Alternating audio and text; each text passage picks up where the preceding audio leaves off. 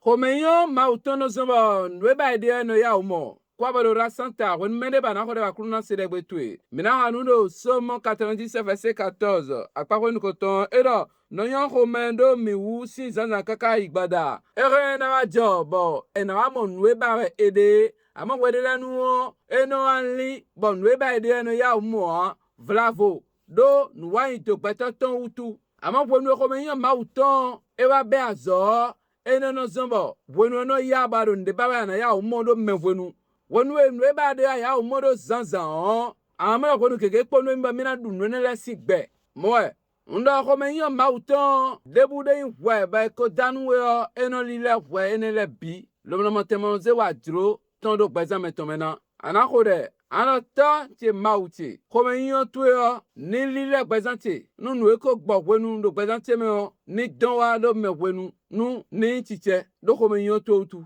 akruno ko men yo tu ya ni be azoro gbaza me po na mi nu ba nde yo do me wenu do egbe malonu wenu ni do ni letimo game ko icheba awamo eso siwa se vivito ganji eso sinwa du gbeton ganji a agbono ko pe me choba no amonu mo koton le mauna na we nu ba de do me wenu ena na we nu ba de do sansan nu esinde ho ade yo anamoro me wenu do na mate pa susunu akruno aro nde ba na mo bra se vivito na ikunmanji fiye ndo na mo nu lo bana jodo bo mere vola na du apire se na du we be na po mere vola na du do Jesus sin come anda o mauche umbiawe bra besi din ndebude biawe nde yo na modo me wenu ba wele na gbomele na zambe na ko susunu nkotwe ami akruno zanzan dion nami khonuman de kunu nami numan de kunu flimi numan de kunu kaka soyi esonandi yo adede yo be si dimba jablo numi akruno gbeto ablo numi yo na do kunu de kaka soyi be na modo maudede lobono yo khomedo gbeto ami undegbe bladebede yunwe wuli kentaton lobono zon bo ena domere gudo akruno gbeto